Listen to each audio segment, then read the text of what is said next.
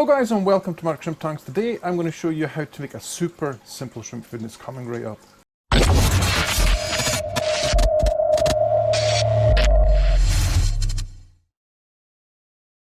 So this is what you will need for your super simple shrimp food. You'll need some water, you need some flour, you will need some spinach powder here. I have some that I've grown organically in my garden over the summer and I powdered it here. You'll need 1 egg. You'll need a mixing bowl. So this is how I make it. I add my dry ingredients first, one at a time, and goes the spinach. Place the bowl to the side, and then I add my flour. Once you're sure your mixture is mixed well enough, grab your egg, crack it on the side of something hard, and put the egg and the yolk into your mixture. Try and not get any eggshell in there. The next thing I do, guys, is I take my hand and I put it under the tap just to make sure it's wet, because this mixture can get very, very sticky. All right, and then you want to knead your mixture, your powder, in and over the top of your egg, right? So you want it to try and absorb as much of the egg as possible before your hand makes contact with it. Does this make sense? You see how it's all squiggly, but it's not sticking to my hand, so this is what you're looking for. Get as much of the powder on there as possible as you can. And then when you're happy with that, you can get in there and really mix it in. Really mix it in. Right, and what you're looking for is most of the wetness and the moisture of the egg to be gone, right? And then your dough will become quite sticky and crumbly, right? So this is what you're looking for. Get all the crumbles out, and then you can move on to the next stage. So next is the fun part, where you're going to take your water and you're going to add it in small drips and drabs into your mixture. And it has to be in tiny amounts, guys, because if you add too much, it's very hard to go backwards on this if it goes wrong. Okay, so add little bits in, mix up your mixture. You can see how much water I added there, and it's already quite, the word in Scottish would be stodgy. You want to mix it through your hands, have some fun with it, squeeze like this, pound it, squish it, and you can see already that most of the dry ingredients are being absorbed, right? So you want to continue doing this for a little while, just to make sure there's no dry spots in it. You can see the dry spots, just keep on doing it until you're happy that all that is gone. This has roughly been about 5-10 minutes later. You're going to end up with a ball like this, right? And then you can get rid of your bowl. For this next part, you're going to need some kind of powdered flour that you will use to stop your dough sticking to everything, right? Because we're going to use a rolling pin to flatten this out, right? Ideally, guys, we want this to be flattened out to something like 2 millimeters. Okay, and then you can begin to cut it to the shape that you like, right? So we have to add some powder to the actual surface that we're going to put the dough on, because if you don't do this, as I said before, it will stick. And you're also going to want to put some powder onto your rolling pin, right? Just give it a rub on like this, and this will stop your dough sticking to your rolling pin. Of course, if you don't have a rolling pin, you could use something like a jar. Grab your dough, just gently push it into all your powder like this, give it a roll around, make sure your powder is all over the place. This probably isn't the best surface to do this on, actually, because the powder doesn't really want to stay in one place, like you can see here. If you have them, you can use things like latex mats, which I have, but I just don't have here. When you are sure that your ball here has enough powder on it, go back to your desk like this and start to flatten it. Give it a good flatten out like this, and every so often just sprinkle more powder on the top. And what you're looking for here, guys, as I've explained to you before, is you want an even spread, so turn it around if you have to as well, and also make sure that underneath, you see how it's slightly sticking here? This is not what you want, right? So underneath there isn't enough flour, you see here? Put some more on, more flour, more powder, whatever it is you choose to do this with. Put more on the bottom. like this, and then turn it around and just work it. Okay, work it, and this is almost near where we want it to be. Right, I'm still not happy, so just add a little bit more. This will all stick to the food, and as this dries as well, any excess will be absorbed into the tank as a particle food, right? So as a particle food, so keep on putting it on like this.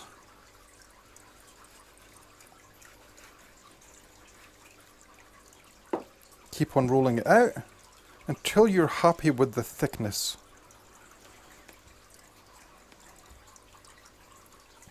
And so I think that's a pretty decent thickness here. Now, we didn't use very much ingredients. I think we only used like 50 grams of flour, 50 grams of spinach, 1 egg, and this has given us a lot of food. Right, so this is probably around about the correct size. And I've inadvertently made a map of Australia, kinda.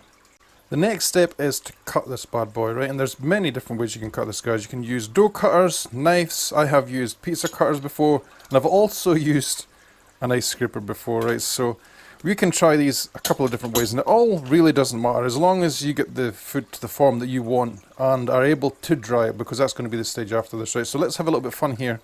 We're going to cut this like so. You might have to hold it as well. Dough cutters are quite good for doing this because you can cut them at any shape you like this, see? One of my other favourite ways of doing this as well is, that I have used before, is to use a pizza cutter, right? But whatever way you do it, I should have done it there. And just make sure that you put some of your powder onto the cutting thing that you're going to use, because it will help stop things from sticking, right? So I did it at the top there, but you're probably better doing it near the bottom here, so you can actually see what you're doing, right? And you might also want to hold the cutter at an angle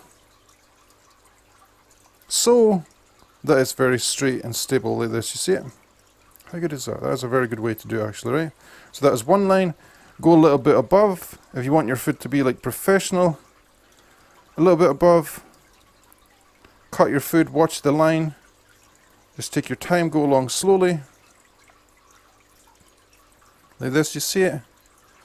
And I will rinse and repeat doing this all the way along until I'm happy that I have enough for us to go on to the next stage, right? And guys, this, it doesn't matter how thick or thin this is, if it is for your own use. Just get in there, make your own food. Save yourself some money. And see how your shrimp like it, right? Because that's part of the fun in doing this as well, is you can make up all different types of food.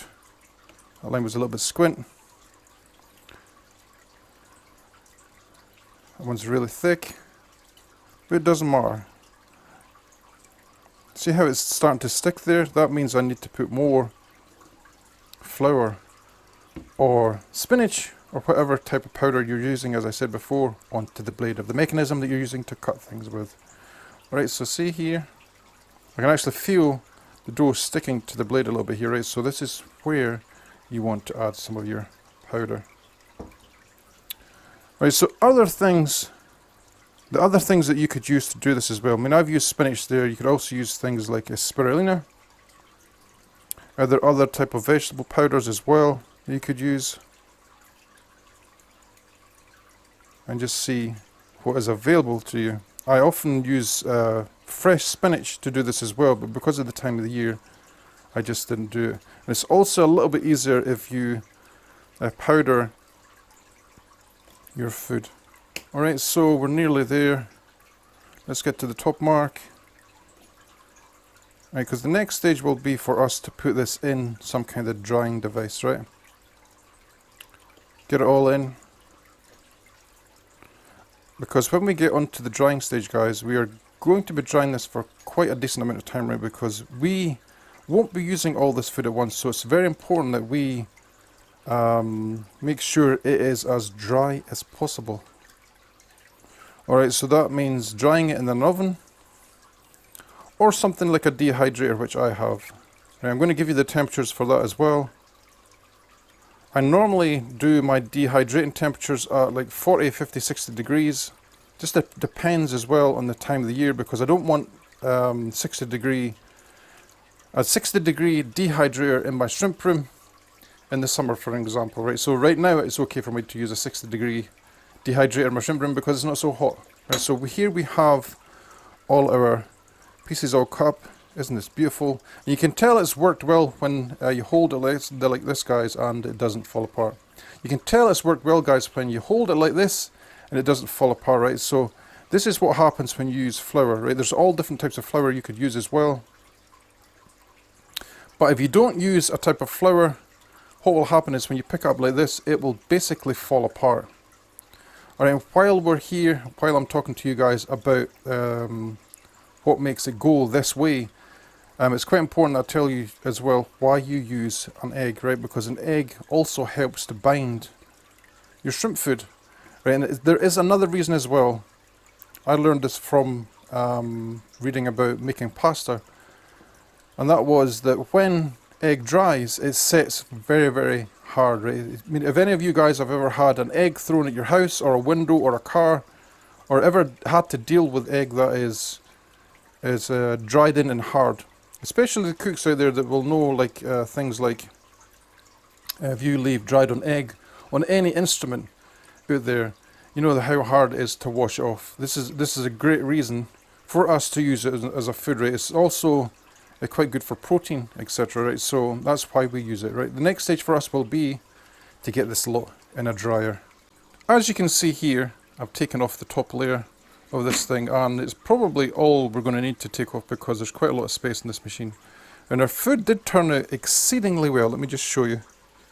It looks really, really good. I'm pretty pleased the way this has turned out. Right, so you're just going to grab a few strings or layers or whatever you want to call them at a time and place them in your dehydrator, like so. Right, if you guys choose to use like an oven to do this part, the temperature you'll be looking for is roughly about the same, but just be aware that this process can take a little while, right? So don't go doing this when you know, for example, your family will be going to make an evening meal, because I'm thinking this will probably take about 6-7 hours to dry, bone dry, until it's super hard and crisp, the way I like it for storage. Right? So bear that in mind, that is what will happen if you use an oven. This is a beautiful thing about having a dehydrator. I don't really have to worry about that kind of stuff. Right, so just fill it up. It doesn't matter if it overlays a little bit like this, especially when there's so little food in the actual machine. Often when I make my nettle mix food, I have this jam packed up, all the layers all the way up to the top, right? So doing it this way, there's no problem at all, right? So we're going to put our other layer back on the top. We're going to stick the lid on. Temperature gauge is down here. As you see, as I've said before, it's marked at 50. Switch it on, and there you go. It sounds like a hairdryer. This room will get a little bit warm. I'm going to open a window. In about 4 or 5 hours, we shall come back, and we'll see how this food has done. Quickly just turn this off, and this food is turned into quite hard, crispy food. It's actually shrunk quite a bit, so that's a good thing as well, right? So what I do with this, guys, normally is I will put it in a container like this, an ice cream tub. Let's just do it together, actually. Put it into a container, and then you can break off the parts that you need for the shrimp, right? So let's quickly just put this in here, because I think it's important that you guys know how to store your food as well, so it doesn't go off, because it will go off if you don't take certain precautions, right? Shrimp food, any dry food in a damp environment like we have in a shrimp room will absorb water. That's a fact, right? So what you want to do is you want to put it into an airtight container like this one here. Doesn't this look good? Right? You also want to put something else in here to help absorb any extra moisture, right? This food that we have right now is still hot because I just turned the thing off, right? But we need to add something in there as well, just to make sure any moisture that does come from the food from now on. I'm going to let it cool down first. Any moisture that will be present in the box once we close the lid is absorbed. Right, so the best thing I can tell you guys to use, just off the top of my head, if you have nothing else to use, is dry rice. Just put a handful of rice in the bottom and you will be set to go. Doesn't this look amazingly good? Right, so this is how I break up my food as well, like so. And what we're going to do, guys, is we're going to test it. We're going to see exactly how the shrimp like this food. Right, so that's what's coming up next. I want to thank you guys for watching. Enjoy the rest of the video. You will now see the shrimp eating this food that we have just made. Happy shrimp keeping.